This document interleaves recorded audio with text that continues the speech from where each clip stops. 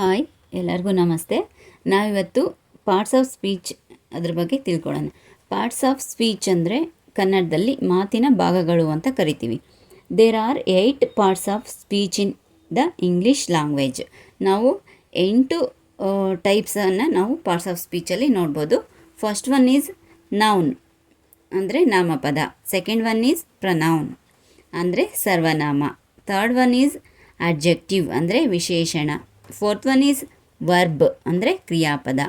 Fifth one is adverb ಅಂದರೆ ಕ್ರಿಯಾ ವಿಶೇಷಣ. ಸಿಕ್ಸ್ತ್ ಒನ್ ಈಸ್ ಪ್ರಿಪೋಸಿಷನ್ ಅಂದರೆ ಉಪಸರ್ಗ. ಸೆವೆಂತ್ ಒನ್ ಈಸ್ ಕಂಜಂಕ್ಷನ್ ಅಂದರೆ ಸಮುಚ್ಚಯ. ಏಯ್ತ್ ಒನ್ ಈಸ್ ಇಂಟರ್ಜಂಕ್ಷನ್ ಅಂದರೆ ಆಶ್ಚರ್ಯ ಸೂಚಕಗಳು ಅಂತ. ನಾವಿಷ್ಟು ಟೈಪ್ಸ್ ಆಫ್ ಪಾರ್ಟ್ಸ್ ಆಫ್ ಸ್ಪೀಚನ್ನು ನಾವು ನೋಡ್ಬೋದು. ಅದರಲ್ಲಿ ಫಸ್ಟ್ ಒನ್ ಈಸ್ ನೌನ್ ಅಂದರೆ ನಾಮಪದ. ನೌನ್ ಅಂದರೆ a noun is a word that represents a person, thing, concept or place. Example Raju, India, cow, ball. ಅಂದರೆ ನೌನ್ ಅಂದರೆ ಒಂದು ಸ್ಥಳ, ವಸ್ತು ಅಥವಾ ವ್ಯಕ್ತಿಯನ್ನು ಸೂಚಿಸೋದನ್ನು ನಾವು ನೌನ್ ಅಂತ ಕರಿತೀವಿ. ಈಗ ಫಾರ್ ಎಕ್ಸಾಂಪಲ್ ರಾಜು ಅನ್ನೋದು ಒಬ್ಬ ವ್ಯಕ್ತಿಯ ಹೆಸರು.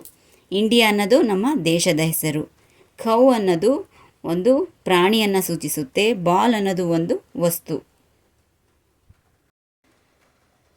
ಈಗ ನಾವು ನೌನ್ ಅಂದರೆ ಏನಂತ ತಿಳ್ಕೊಂಡ್ವಿ.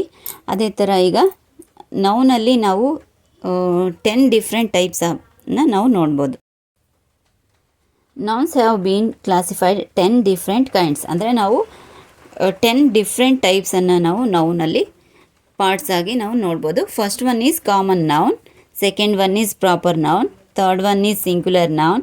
Fourth one is plural noun. Fifth one is concrete noun and abstract noun, collective noun, compound noun, countable noun and non countable noun. ಇಷ್ಟು ಟೈಪ್ಸನ್ನು ನಾವು ನೌನ್ಸಲ್ಲಿ ನಾವು ನೋಡ್ತೀವಿ. ಹಾಗೆ ನೆಕ್ಸ್ಟ್ ನಾವು